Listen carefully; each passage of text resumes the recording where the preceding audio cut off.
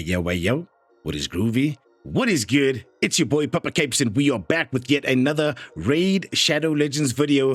First and foremost, thank you so much to Raid for sponsoring this video and for providing us with an amazing download link that you will find in the description below. Get started with Tholan Foulbeard, and as you progress, you'll get champions like Ugo, Tagore, and Mausoleum Mage. And then you've also got the option of starting with Pelops using code RAID7 or Padraig using code RAD. Whichever one suits your style best, use one of those. If you find yourself wanting to start Raid, if you're a returning player, or if you know of friends, family, your extended community that want to get involved, get them to use the code below. It directly supports me, it directly supports the channel, and it allows for us to continue building what we're looking to build. So today, for me, is a mad milestone that we're going to be talking about. I'm not sure how many of you can recall a video I uploaded a couple of months back where I pulled Arbiter and my account wasn't really ready for her. However, we have returned, or I decided, you know what do I chase the most in Raid? I chase progression, I chase milestones, and that perfectly segues into a milestone I felt that I reached last night. And the crazy thing is, to endgame players, this milestone might be absolutely like laughable because they kind of have these crazy accounts and they've got mad speed. But for me, we finally have our first champion at 300 speed. Yes, you heard me right, and ironically, that champion is Arbiter. We went through the Arbiter challenges, we got Arbiter, the account I felt wasn't ready to use Arbiter, and we used to use it as bait, as you can see in that video. However, she looks good in that skin, but we finally have Arbiter as our fastest champion on our account, sitting at 317 speed, and only 5 of that is from our masteries. I chase progression in Raid, like I mentioned, and this to me is a massive milestone. Like, I don't have any of these crazy relics that juice speed. I don't have mad gear. I mean, I'm an early mid-game player, so to me, 300 speed felt impossible. My fastest champion before Arbiter was Artor, and Artor is sitting at 292 speed right there, with 3 coming from the masteries and the rest coming from gear. So I decided, let's talk about not only the milestone we have reached in getting our first champion to 300 speed, but also just to go through a build. Don't spend much of the game. Not a free-to-play player. I like to be honest. I like to be transparent. So we're not a free-to-play player. But to me, this made me happy and it made me excited. Like, what's next? What's next? Do I use it in clan boss? Will she improve my clan boss damage? Can I finally use it in live arena? Or better yet, it puts me in a place to have 2 really fast champions in live arena with speed auras. She's got that 30%, but Artor has that 25%. So yes, I'm still gonna maybe use exactly the same arena team, but now regardless of whether they ban Artor or whether they ban Arbiter, I've got a very fast speed lead. Let's just go through the way that I've built her. Off the bat, at first glance, you can see she's got a righteous weapon, she's got a righteous helmet, she's got a speed shield, she's got a bolster glove, she's got a speed chest, and a stone skin boot with the feral ring, chronophage amulet, and chronophage banner. Let's jump into these pieces right here. So on the weapon, we've got a single roll into speed and we've lifted up to 5. On the helmet, we've got a double roll into speed and we've lifted up to 5. On the shield, we've got a triple roll on speed and we've lifted up to 4. I'm going to talk about glyphs a bit more in depth just a little bit. I just want to go through the gear real quick. On the glove, we've only got a single roll into speed and we've lifted up to 3. On the chest, we've got a single roll into speed and we've lifted up to 4. And on the boot, before I go on to it, I saw this boot last night and I was like, whew, I've only got 4 chaos dust. Is it chaos dust? Is that what it's called? Yes, it is called chaos dust. I see the stone skin boot. I see that I've only got 4 chaos dust. And I'm like, yo, surely I roll it from defense percentage to speed. It's going to cost me 3 chaos dust. I've only got 4. Let's try our luck. And bang, we got it to roll into speed. As you can see, 12 extra speed from the Ascension. Obviously no speed on the ring, we've got no speed on the amulet, and we've got double roll into speed, glyphed up 3 times on the banner. So the crazy thing is, I still have glyphs available, but if I'm being blatantly honest with you, I'm too scared because I feel that I don't understand yet where to best use my glyphs. I don't understand. Okay, don't get me wrong. I understand the concept of glyphing. I understand what it does. I understand the mechanic and everything at face value, right? But are there Romantu missions that I need to maybe save these glyphs for? Are there Marius missions that I need to save these glyphs for? So that's why last night when I was glyphing, I only used 5-star glyphs. I never used anything more than 5-star glyphs. So right here you can check, I've still got glyphs available. We've got a legendary 6-star glyph, we've got an epic 6-star glyph, and then some 4-star, 3-star, 2-star, 1-star. But I was too scared to use these glyphs because, like I said, I first need to go and check out the Romanto missions, check out the Marius missions, and familiarize myself with exactly what I need so that I can, as opposed to doing something right now to benefit me and then regretting it when I get to said missions, if they exist, I'd rather want to look ahead and plan or prepare for those missions if they exist. So that's why I'm kind of skeptical on how to glyph or what to glyph or whatever the case may be. But we're going to stick to the positive, and that is 300 speed on our Arbiter. And yeah, this has made me truly happy to get my first champion to 300 speed. For many of you guys who play Raid, 300 speed is going to be like, why is he celebrating this? But I like celebrating accomplishments. I like celebrating milestones. And for a long time, over the last month to 3 months, I felt 300 speed was impossible because I've tried to do this. I've tried to build a champion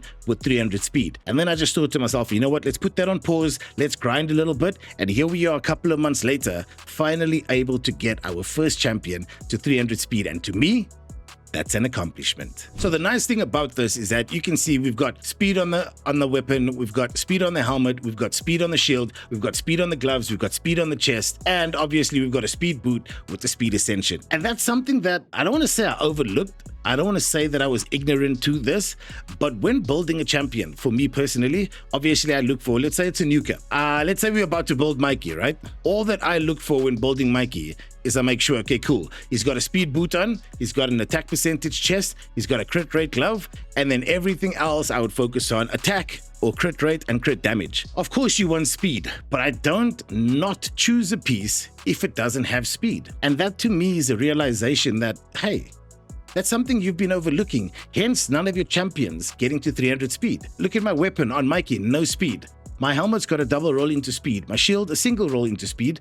My glove, a single roll into speed, but no speed on my chest again. Yes, okay, we've got a speed boot with the speed ascension, but 2 out of those 6 pieces don't have speed.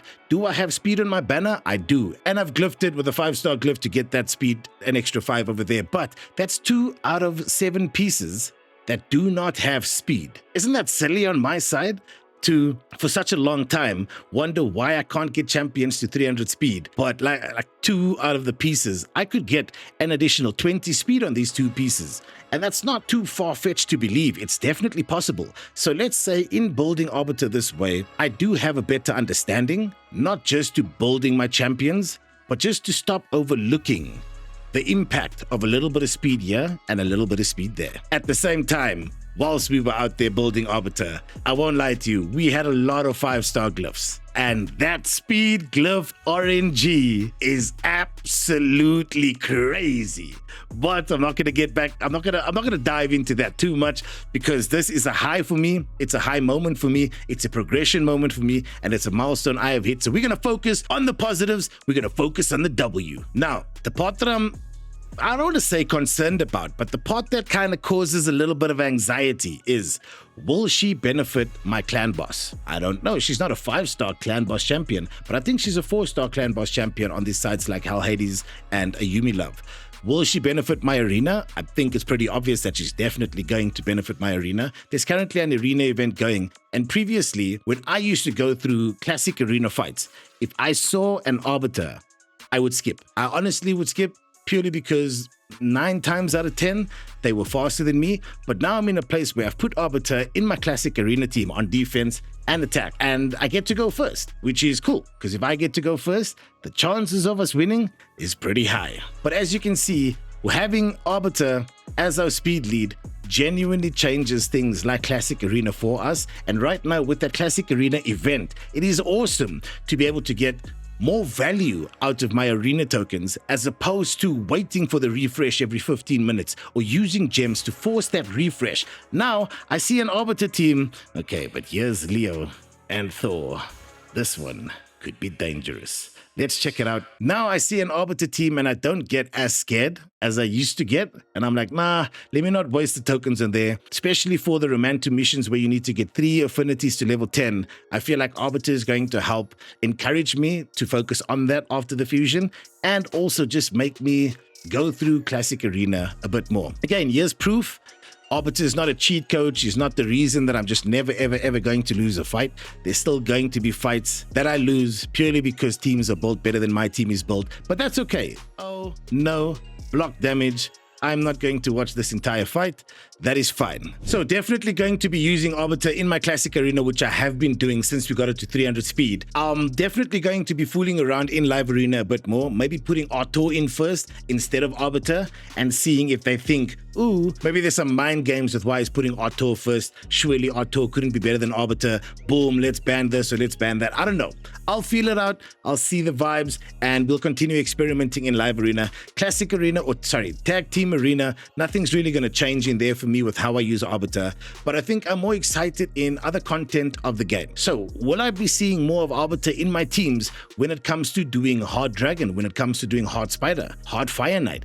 Is there a reason? And these are obviously things that I will be researching and looking at a kit and visiting how she synergizes with the rest of my team. Now that she's the fastest champion, I'm looking forward to potentially using her.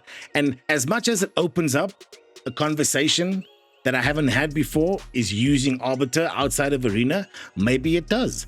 I'm not too familiar with the kit. I'm not too familiar with where to use her and the content she excels in. But now I'm obviously motivated to go and do my research, to go and look at a kit, to go and study a kit, to check how she synergizes with my team.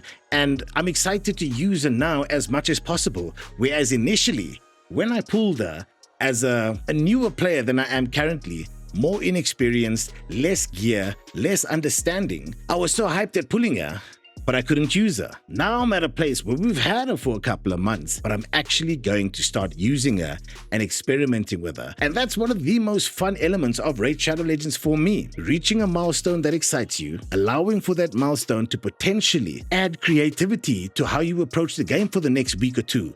Even if it's the next few days and you realize, there's not really a spot for her in my team, but I'm excited to now go in and back to the drawing board and see, can I use her over here? Can I use her there? Can I use her everywhere? Can I use her nowhere? That's something that excites me because that is what Raid does so well, and it allows for you to play the game in so many different ways, shapes, and forms based on your gear, based on your champ arsenal, based on your resources. And to me, that's a W that Raid does exceptionally well. Important thing to note is that I'm still not 100% convinced that my account is ready for Arbiter. However, at least now we're at a place where I can start using her and exploring creative ways to implement some Arbiter strats. And to me, that's one of the very weird things about Raid. You hit one milestone successfully, and immediately you realize there's another one waiting. So I'm curious to see what that milestone is after hitting 300 speed for the first time. What's next for me on this account? What next is going to excite me this much that I'm immediately going to be like, oh, I need to talk about this. I need to record a video about it because it's genuinely made me excited. And it is a direct representation of progress on my account. And that makes me happy. I genuinely didn't think my account could hit stats like this. I struggled to get Arto to 292 speed, but there were small nuances that I just overlooked. Now I'll do better and I'll be better. But going from not thinking my account could hit 300 speed to now getting a champion, my first ever champion, to over 300 speed, that's something that's really motivating to me. And that's something that just makes me want to jump in. And as soon as we finish the fusion, start digging deeper into her kit and start learning how to use her more. So I'm genuinely curious. What was the first milestone that you reached on your account? It could be related to anything. I just want to know the first milestone that made you feel like your count was actually evolving. Was it Doom Tower? Was it Clan Boss? Was it a speed milestone like mine? Getting a champion to a certain speed or anything? What was it that you can remember that made you feel that your account was evolving? Let's end it there. I will do my best if she impacts my account in a mad way that I never thought would be the case. I'll definitely make a video, update you guys about that. Just one more time, massive thank you to Raid for sponsoring this video and for providing us with the link. Keep in mind that starting out with my link directly supports me, directly supports the channel. Have a fantastic weekend further. It is Saturday after all. I hope the week has treated you well. Happiness is a choice. Kindness is absolutely free. Leave your mark, yo. Peace out.